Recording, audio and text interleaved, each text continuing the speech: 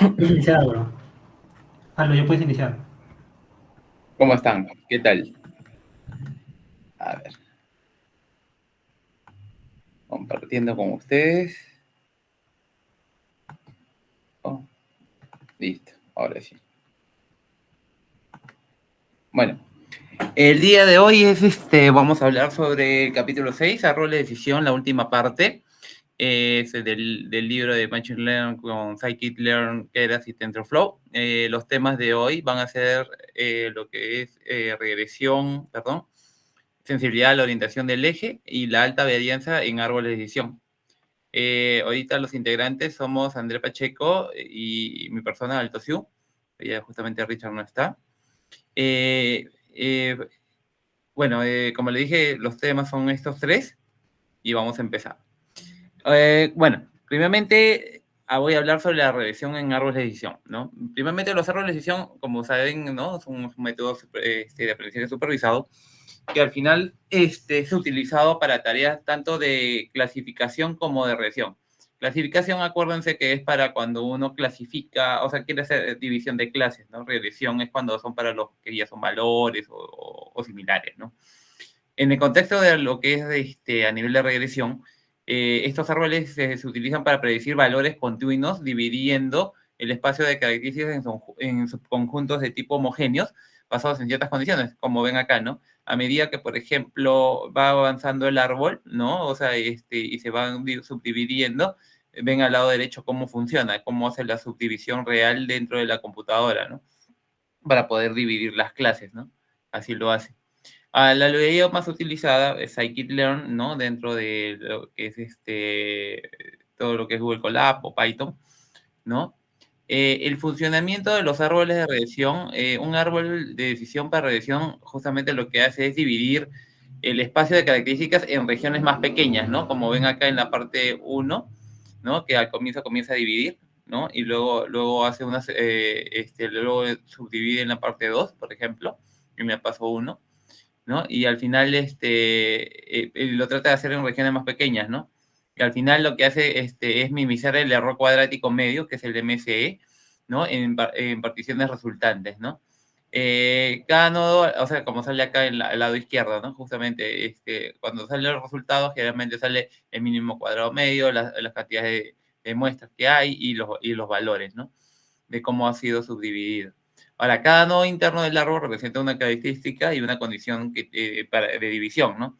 Mientras que cada hoja del árbol contiene un valor de tipo de predicción, que es el promedio del valor de esa hoja, ¿no? Como sale acá, ¿no? Que dicen promedios, ¿no? Y justamente luego va metiendo una data y luego va comenzando a buscar dónde está justamente este punto dentro del árbol de decisión, ¿no? Por ejemplo. Ahora, el algoritmo CART, ¿no? Que es el algoritmo de clasificación y regresión mediante el sistema de árboles. Ese es un algoritmo que está subyacente, es decir, está internamente más, y que es utilizado para construir árboles de decisión. En el caso, por ejemplo, de la regresión, el CART funciona de la siguiente manera. Primero hace una división de nodos, ¿no? O sea, es decir, si acá ustedes tienen los nodos, comienza a hacer una división, ¿no? En el cual trata de agarrar y decir, ok, voy a separarlo por clase, ¿no? O una cosa así. Entonces, en cada nodo el algoritmo busca la mejor característica y el mejor punto de división que minimice justamente los mínimos cuadrados, los errores de mínimos cuadrados de los subconjuntos resultantes, ¿no? Como ven acá, en esta parte ven de que justamente está tratando de agarrar y sacar o sea, digamos, si este fuese el promedio, ¿no? Esta diferencia que hay del punto del nodo al promedio es el error, ¿no? Justamente. Y entonces la función de costo que el algoritmo intenta minimizar se define como esta función, ¿no? Donde J es la función de costo para la característica K y TK, ¿no? Y al final tienes por el lado M izquierda y M derecha, ¿no? ¿Por qué? Porque al final acuérdense que lo que hace es subdividir justamente esta parte, ¿no? Dentro del árbol de decisión, que son el número total de instancias de los subconjuntos, tanto del lado izquierdo como del lado derecho, ¿no?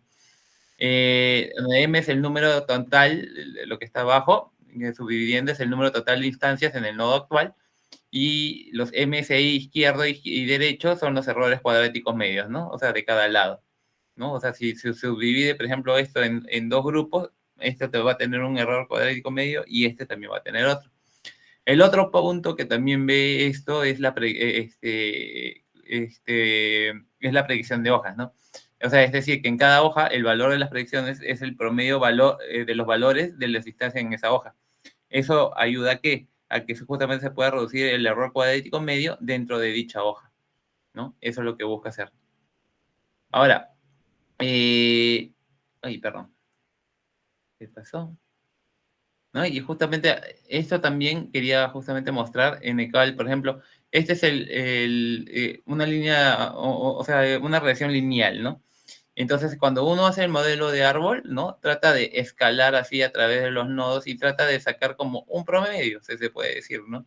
Y que justamente esos valores que hay de diferencia son el error cuadrático medio y lo que trata de hacer justamente es tratar de minimizarlos, ¿no? Es como acá, por ejemplo, este árbol de decisión va creciendo a medida que va avanzando, ¿no? Justamente los resultados, ¿no? Pero que no sé si se ve bien. Ahí está. Oh, perdón. Tuve un problemita acá. Disculpen. ¿No? Entonces, como les dije acá, ¿no? Justamente lo que trata de hacer a medida que va avanzando el árbol, va buscando justamente ese promedio, ¿no? Entre las variables y trata de reducir justamente ese error cuadrático medio para sacar un promedio entre todo, ¿no? Y lo que se representa como árbol de decisión es que va bajando cada vez y va buscando los sistemas de nodos, ¿no? O sea, va bajando de padre a hijo, ¿no? Prácticamente. Y así. El problema es cuando los nodos se quedan, o sea, ahora también dependerá también qué sistema de búsqueda busque, ¿no? Si por profundidad o por anchura, porque eso también va a depender mucho para ver cómo va a funcionar y eso, y qué es lo que se encuentre, ¿no? Porque la otra forma sería a nivel de usar algoritmos con heurística, ¿no? Ahora, de las librerías utilizadas para regresión de árbol, ¿no?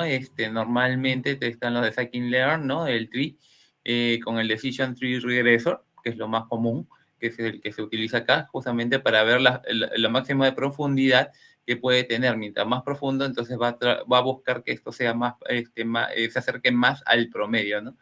Por ejemplo, en este caso, por ejemplo, acá se ha puesto un sit, ¿no? Y en el cual se ha agarrado y se ha dicho, ok, en el lado del X, ¿no? Por ejemplo, ¿no? Se está diciendo que vaya 200 a 1 y que digamos, y que esto sea igual o sea, de que Y, el cuadrante, sea igual al cuadrante de X, ¿no? A nivel de un random de 200 a 1, ¿no? Entonces ya se le manda al sistema regresor para que justamente busque la profundidad y en un random, ¿no? O sea, digamos, al azar, ¿no? De 42 en este caso, para que justamente encuentre y trate de hacer la predicción, ¿no? Justamente con el fit, ¿no? Y entonces lo que busca, imagínense este caso que justamente es un poco un poco más bravo, ¿no? Y por ejemplo, y esto es lo que prácticamente es como trabaja el sistema, ¿no? Dentro de la librería, ¿no? Ahora mi compañero va a hablar sobre sensibilidad a la orientación al eje. Gracias por la entrada, Aldo.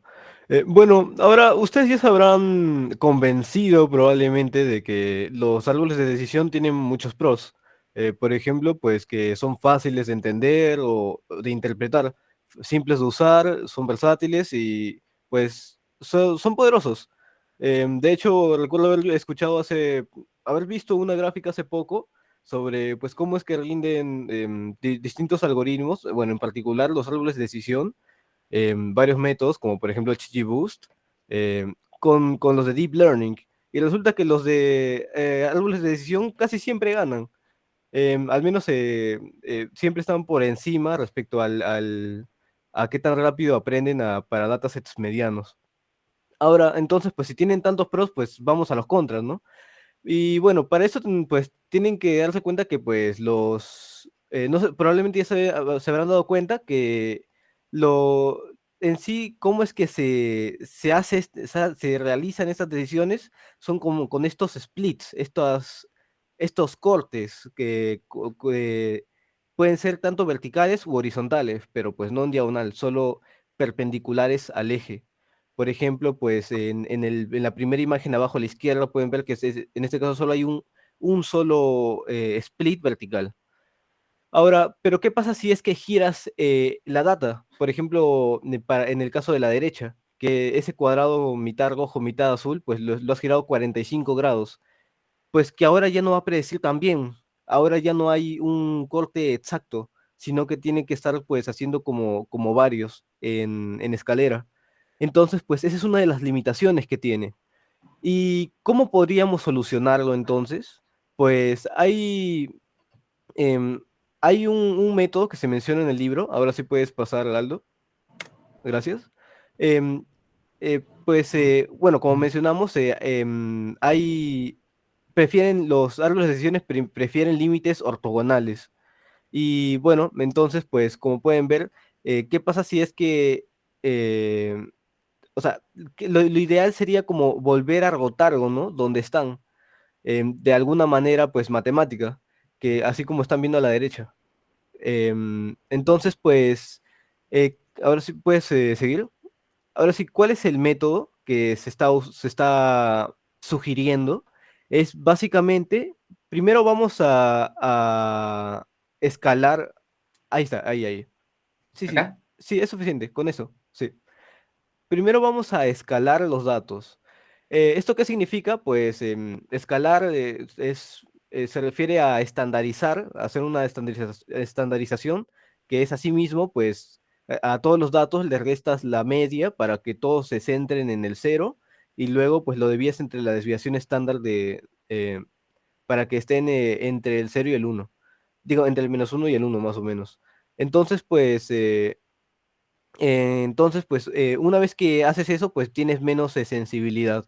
Ahora, lo siguiente, y es la parte más complicada, es el PCA, que si bien no se va a ver hasta el capítulo 8, pues aquí hay una imagen más o menos describiendo y pues la voy a explicar de manera que se pueda entender la intuición, porque tampoco está fuera del alcance de este temario, pero de esta presentación, disculpen, pero pues básicamente el PCA lo que hace es, bueno, tenemos el ejemplo este de data correlacionada en altura y ancho, que ven como una diagonal, ¿no? De puntos cuadrados. ¿Y qué vamos a hacer? Vamos a encontrar el centro, vamos a centrar esos datos, como mencionamos, restándole la media. En este caso, pues ahora ya está en el centro, ¿no? En el cero. Ya. Y luego, pues va a computar la matriz de covarianza. En este caso, vieron que entre el H y el U, no sé si me siguen ahí, justo donde está ese círculo en el 3, HU hay un 0,8, o sea que tiene alta covarianza. ¿Y qué es lo que van a hacer? Pues bueno, aquí hay un concepto ya más de álgebra lineal, que es calcular los autovalores y autovectores, que para no hacer mucho, para no extenderse mucho, pues digamos que básicamente va a encontrar las direcciones en las cuales más se, se extiende la data. Y hay unos autovalores que mientras más grandes sean, bueno, no es muy preciso así, realmente, me falta mucho tiempo para poder explicarlo, pero la cosa es que hay unos autovalores que pueden que sean grandes, y los que son más grandes son los que definan la varianza, qué tanto varían los datos. Entonces, pues una vez que lo calculas y encuentras los más altos, que ese ya es, bueno, calcular es el paso 4 y el paso 5 es ordenarlos, tal que pues te quedas con los más altos, pues ahora solo vas a elegir, pues digamos, los M primeros, que a veces elige, por ejemplo, tres componentes. ¿Sí, Aldo? Sí, perfecto. Ah, ya. Pensé que ibas a... Ah, no, pensé que ibas a hablar, comentar algo. Un Ah, no, segundo más en la anterior. Ya, y una vez que la anterior, encuentras esos autovectores, en la anterior, en la que estaba. perdón. Ya. Una vez que tienes esos autovectores, pues ahora solo te vas a proyectar tu data en esos autovectores. ¿Y qué te va a quedar?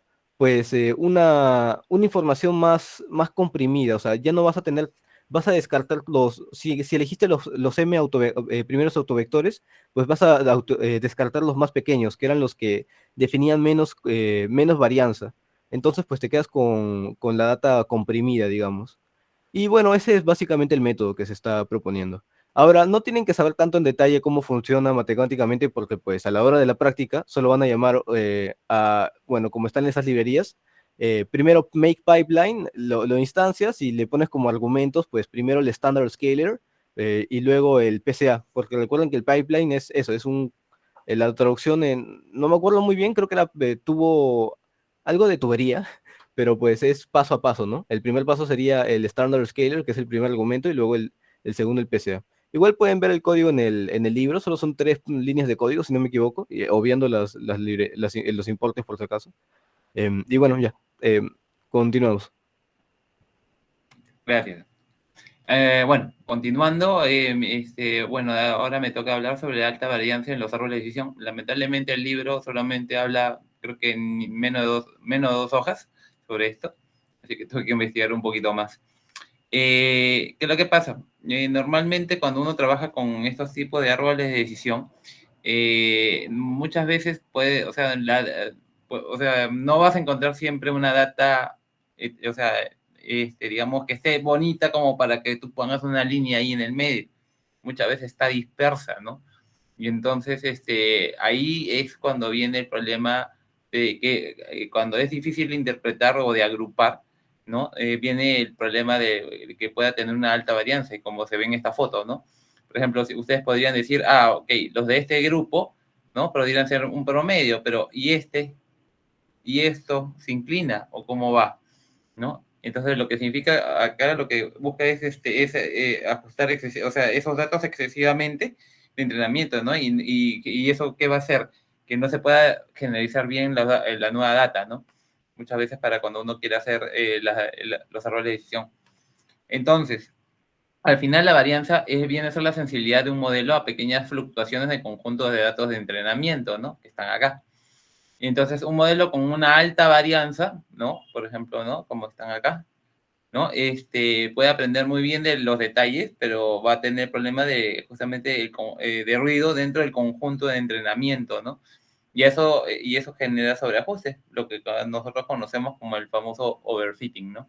Que justamente incluso acá está, es esta zona, ¿no? Donde justamente se separa el error de la data de entrenamiento y justamente de la validación, ¿no? Hay mayores cantidades de error, justamente se abren. Y en cambio, el underfitting es justamente al revés, ¿no? Es lo contrario. Este modelo tendrá al final un rendimiento que es excelente en los datos de entrenamiento, pero un rendimiento que va a ser deficiente. ¿En qué parte? En los datos de prueba y los datos, ¿no? Y los datos no vistos o de entrenamiento, de evaluación.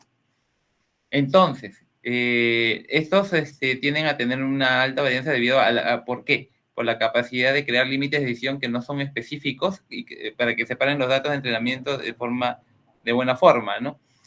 Cada división al final de este árbol puede reducir las impurezas por el método de Gini, ¿no? O la entropía de las particiones resultantes, como explicaron en las anteriores exposiciones, pero también aumenta ¿qué cosa? El problema de la complejidad, ¿no?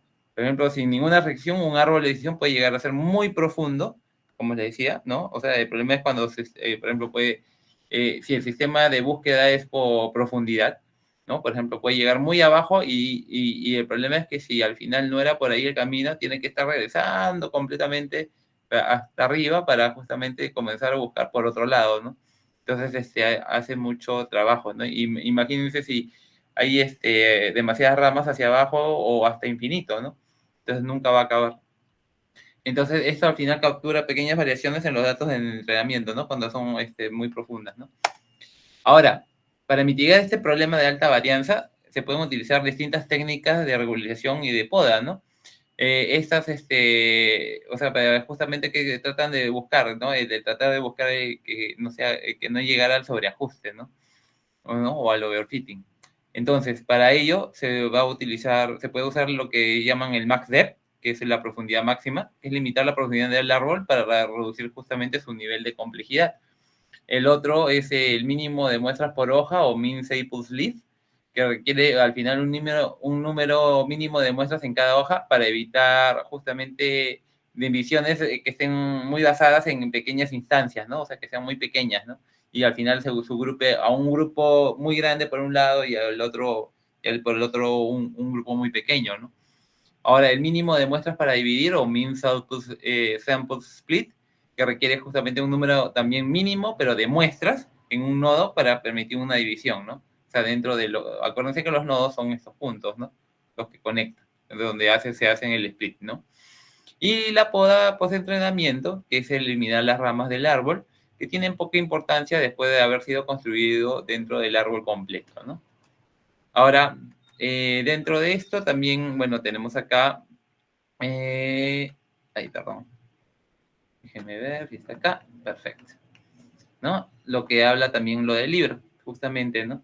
Entonces, justamente a ver, la parte justamente de los árboles de decisión, nos habla de que, por ejemplo, cuando hay este tema de los regresivos, o sea, de correr el tree regression plot, ¿no? O sea, para dibujarlo, previamente se tiene que haber, o sea, se usa el plot de regression predictions, ¿no? Justamente para poder hacer la predicción, ¿no? Dentro para generar este árbol, ¿no? Y buscar o sea, los niveles de profundidad con que quiere que subdivida o sea, justamente esta parte, ¿no? Porque imagínense toda esta secuencia, ¿no? Es un poquito difícil si es que esto va de derecha a izquierda, o sea, en forma de cruz o en forma de esto, ¿no? Ahora, como dicen, la otra forma es que vaya escalando como una escalera, ¿no? Y vaya construyendo. Ahora, la otra forma es que justamente también gire. Eso sería lo otro, ¿no? Y justamente a medida que uno va bajando en su profundidad, justamente va buscando de reducir los mínimos al cuadrado, como había dicho al inicio, ¿no? O sea, los errores de mínimos al cuadrado, perdón. Y lo mismo pasa cuando ya comienza uno a construir justamente esa serie de, no, o sea, sin restricciones, ¿no? O sea, que al final está todo, o sea, va de arriba a abajo, ¿no? Y con un mínimo, o sea, y justamente el sistema mínimo, como estaba explicando, ayuda justamente a reducir esa variabilidad, ¿no? Que justamente dentro de las hojas, que justamente hace que sea un mejor promedio y no, digamos, como un serrucho, ¿no? Si se puede decir así, ¿no? Y también, como ya había explicado mi compañero, ¿no? O sea, el tema es cuando esto se subdivide, ¿no? En dos clases, y el problema es cuando está en esta forma, ¿no? Entonces, la única forma es hacerlo de tipo escalera, o, como dice, girar acá 45 grados como para hacer una línea así, para poder separar las clases, ¿no? Y finalmente, bueno, ¿no? Acá habla sobre, por ejemplo, de cómo combinar las formas o sea, por ejemplo, de color de las flores, de iris setosa, versicolor y virgínica, ¿no? Justamente para poder clasificar. El problema es que cuando usan los árboles de decisión, el problema es que puede ser que un grupo, como dicen, ¿no? Pueda tener demasiados, y este grupo no pueda tener tanto, ¿no? Y el problema es si es que está dividiendo y si están ahí algunos datos, como dicen, colados, ¿no? Dentro de este tipo de grupo, ¿no? ¿No? Igual lo mismo pasa acá cuando comienza a hacer la división, pero por el otro lado, ¿no? Si antes fue horizontal, también por el lado vertical, para que justamente vea el grado de profundidad, ¿no? Bueno, y eso es lo que hasta ahí avanza lo que es el collab, ¿no? De este libro. Más bien, si tuviesen alguna pregunta, por favor, estamos atentos por acá. Gracias.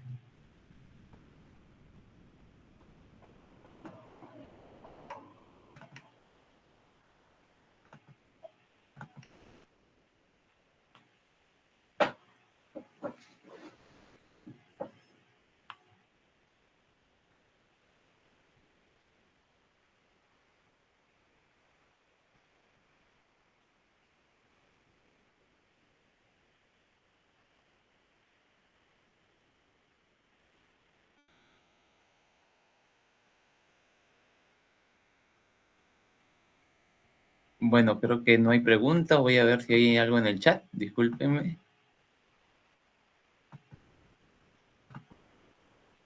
Para poder ver. Creo que no. Bueno, por mi lado agradezco, igual que por el lado de André, ¿no? Que nos hayan podido escuchar el día de hoy. Bueno, y si tuviesen cualquier otra consulta, también, por favor, también tienen el chat también para poder escribirnos o cualquier cosa preguntar. Gracias.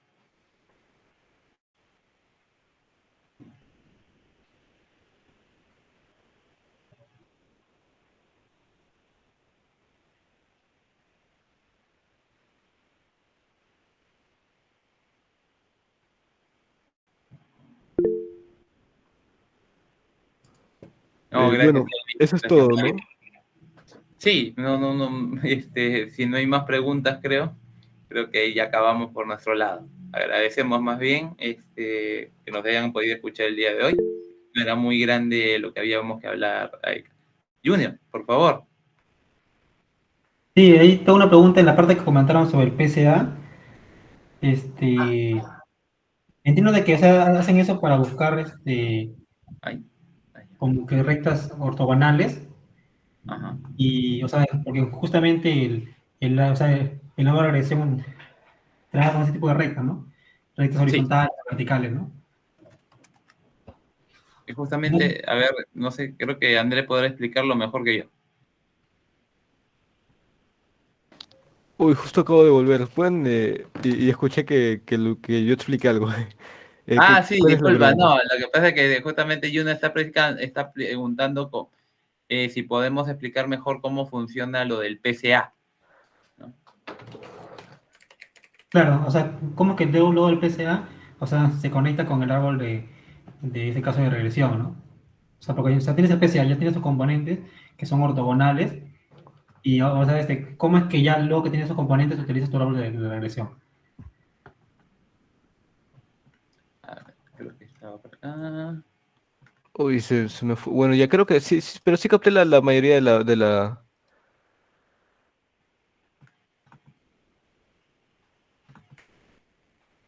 Acá está.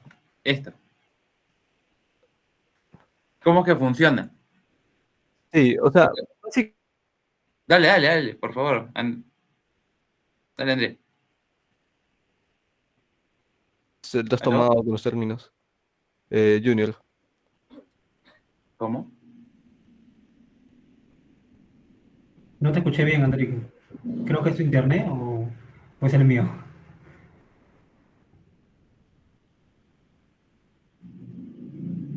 Creo que no te escucho. Bueno, al final lo del PSA, ¿no? Que es el análisis de componentes. O sea, como dice, es justamente la forma en que lo va haciendo, ¿no? Como dice, ¿no? Al final busca, ¿no? Tanto por anchura como por longitud, cómo están posicionados, o sea, cómo está correlacionada esta data, ¿no? Y al final trata de justamente buscar cómo centrarlos, ¿no? O sea, a través de un baricentro, si se puede decir, ¿no? Para justamente agarrar y decir, ok, por este lado es que tenemos que ir, ¿no?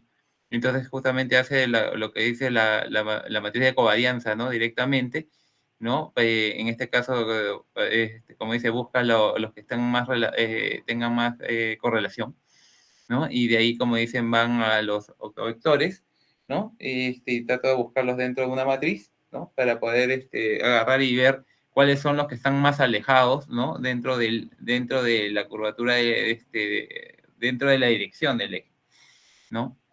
Y ver cuáles están realmente o sea, muy lejos de ellos, ¿no? O sea, para poder justamente decir, ah, ok, entonces vamos a trabajar esos octovectores, ¿no? Digámoslo así, ¿no? Y ver cuáles son sus diferencias de mínimos cuadrados, errores de mínimos cuadrados, para justamente no correlar, o sea, ya quitar la correlación a la data, ¿no? Y eso es lo que va a tratar de hacer, ¿no? O si no va, o es como decir un sistema parecido también al de discriminación, ¿no? Digamos, cuando hacemos límites, ¿no? Entonces solamente nos centramos en lo que estén dentro de una distribución estándar, ¿no? Y lo que estén por fuera. Chau. Es parecido a lo que hace también el sistema, solamente que este sistema gira, ¿no? Y comienza a ver cuáles son los que tienen, o sea, los datos que están dentro, o sea, dentro de una desviación estándar de 1, ¿no? Y buscar una media, como dice, de 0, ¿no? Para justamente poder equilibrar, ¿no? Y ver si es suficiente para poder llevarlo o no. ¿No? Ahora, lo que pasa es que, como dije, ¿no? O sea, al final se hacen los pipelines, ¿no? En Scikit-learn, el estándar scalar, ¿no? Que justamente para poder hacer el escalamiento y el análisis de componentes, ¿no? Del PCA, prácticamente, ¿no? Así es como se funciona el PCA para los que son los árboles de decisión, ¿no?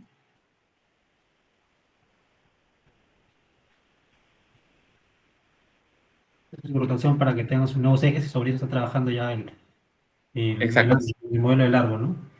Y siempre Ajá. trabajan con dos componentes o El cuatro truco componentes. justamente de esto es girar, porque sí, o sea, tiene que girar, pero para eso tiene que valerse de cómo se llama, de cómo se llama, de los ortovectores, ¿no? Y del ortogonal también para justamente poder ver cómo está su baricentro y ver si debe girar o no.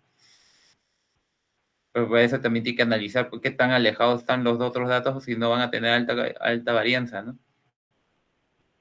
Y como dice, al final te puedes llegar a un tema de overfitting, ¿no? También, según la posición de cómo estén agrupados los datos. El problema es que cuando, o sea, cuando tienes data no homogénea no hay problema, pero por ejemplo si lo tienes muy heterogéneo y mezclado, ahí viene tu problema. Ah, ya, ya.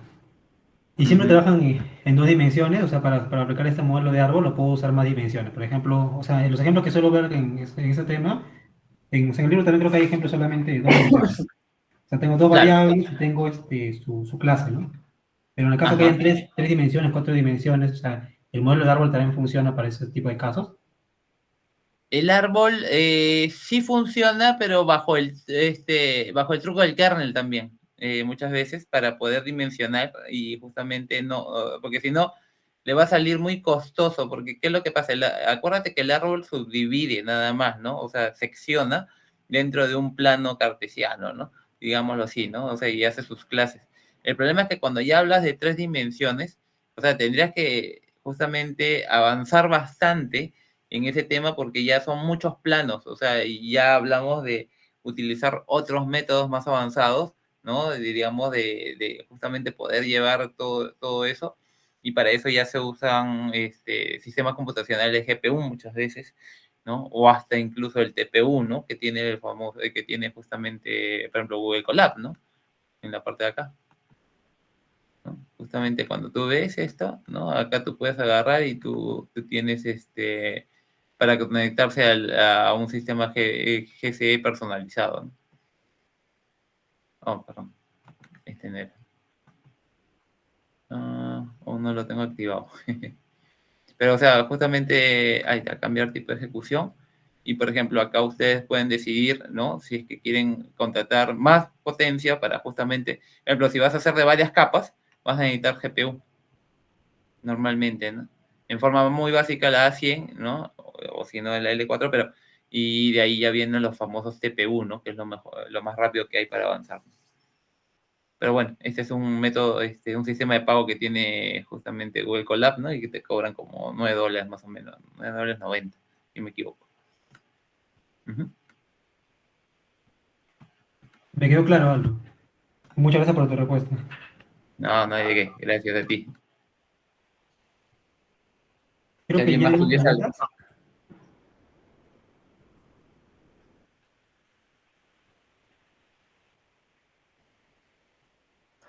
Hola, creo que mi internet ya está más estable. Ah, ya.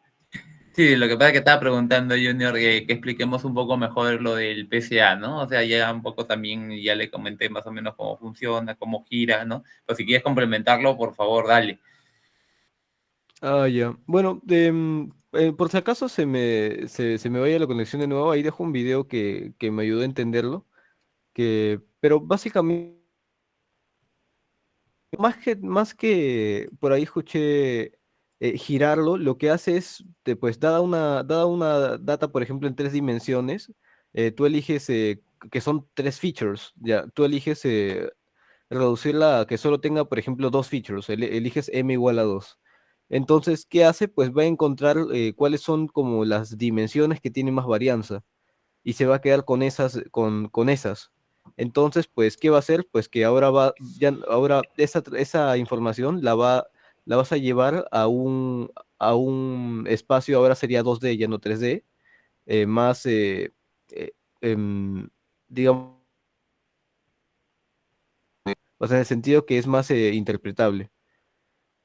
Y pues solo te quedas con la información más principal. Por eso es que se llama, pues, análisis de componentes principales, porque es una técnica así de compresión de dimensionalidad.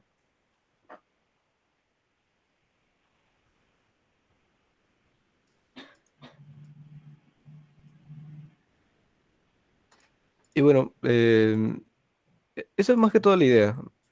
Ahí está igual el video para que veas paso a paso.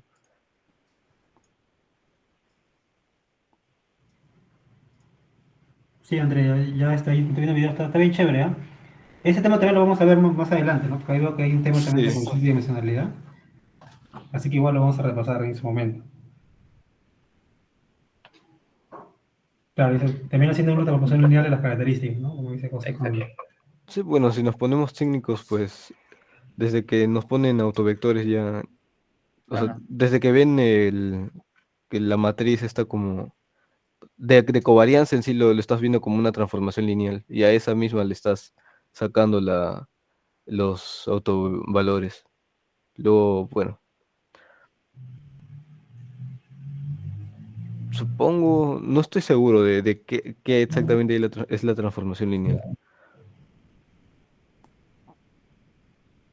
Pero bueno, Creo que eso es se refiere todo. a lo de álgebra lineal, ¿no? O sea, cuando aplicas una transformación lineal a un vector, hay una serie de operaciones que deben cumplirse, ¿no? O sea, creo que era que existe siempre el vector cero, que la suma de transformaciones lineales sea igual a la transformación lineal de la suma, ¿no? Y así, ¿no? O sea, hay varias propiedades que cumplen las transformaciones lineales que, que se aplican Eh, también a los autovectores, ¿no?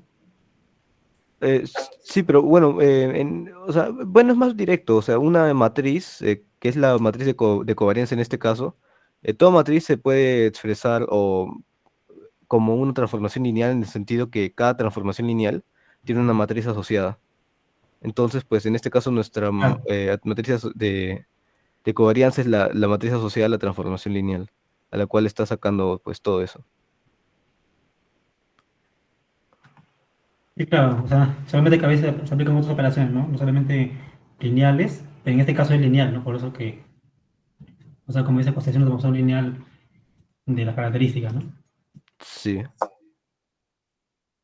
En sí, otra cosa que se puede ver que en una, en cierta manera sí es rotar, en el sentido que los autovectores o sea, forman una base ortonormal, o sea, digamos que vectores ortogonales, o sea, que son perpendiculares entre sí, que o sea, cuando tú tomas esos como referencia y proyectas toda la data en esa nueva base ortogonal, pues se hace esa rotación indirectamente.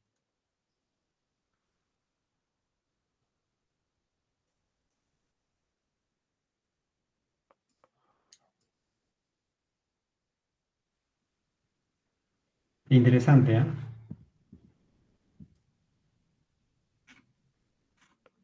Sí, chicos, creo que ya no hay más preguntas, no hay para ir dejándolo ahí. No sé si André o Aldo tienen algunas palabras finales que dar antes de terminar la sesión de hoy día, si no ya para cortar la sesión. No, solamente agradecer por habernos escuchado el día de hoy, a André y a mí. Muy bien, gracias y bueno, esperamos que también, así como nosotros, también esperamos también las exposiciones de los demás grupos, ¿no? Gracias, más bien. Sí, sí, chicos, creo que el fin de semana le toca a mi grupo, no recuerdo bien qué grupo le toca. Sí, le toca a mi grupo nuevamente, y ya hemos expuesto creo como 3, 4 veces ya. Creo que ya vamos a la edición 14, ¿no? Y la siguiente ya es la 15. ¿No? Estamos cerca ya a acabar el libro, o sea, el libro acaba en el capítulo, bueno, o sea, la primera parte del libro, ¿no? Porque ya luego sigue el tema de redes neuronales, y ahí todavía, vamos a ver, ¿no? Si es que podemos llegar hasta ese tema o si ya abrimos nuevamente convocatoria para, o sea, para tener más personas en el grupo, ¿no? Porque sí, o sea, el libro es bien grande, ¿no? El libro tiene muchos capítulos y mientras avanza cada capítulo te ponen más interesante, ¿no? Hay cosas más intensas, ¿no? Que requieren más cosas de matemáticas, ¿no? Más repasarlo, ¿no? Pero ya, bueno, o sea, en su momento ya lo comentamos a ver qué podemos hacer con los capítulos que nos faltan, ¿no? Y nada, chicos, más bien ya ahí lo vamos dejando. En la otra sesión, vamos bueno, a ver ya el capítulo de los modelos ensamblados y los random forest. Por el grupo voy a compartir la asistencia para ahí, para que lo firmen, o sea, para que pongan su correo, ¿no? Sus datos. Eh, Voy a darle tiempo hasta mañana para que ahí puedan llenar sus datos. O sea, es importante que llenen porque más o menos con eso puedo saber quiénes están activos en el grupo y si se puede hacer algunos ajustes en el grupo o sea, para que la gran cantidad de personas pueda llegar hasta el final, ¿no? Porque a veces ocurre que hay un grupo de una persona y esa persona solita no puede terminar su trabajo, entonces es mejor que esté un grupo en el cual todos trabajen en conjunto y así puedan llegar a su tema, ¿no? Ya chicos, entonces ahí lo vamos dejando. Muchas gracias por todo y nos vemos el siguiente sábado. Gracias a todos también. Hasta luego. Gracias. Igualmente, nos Gracias, vemos. Junior. Buenas Gracias, noches. Aldo, Andrés. Un abrazo.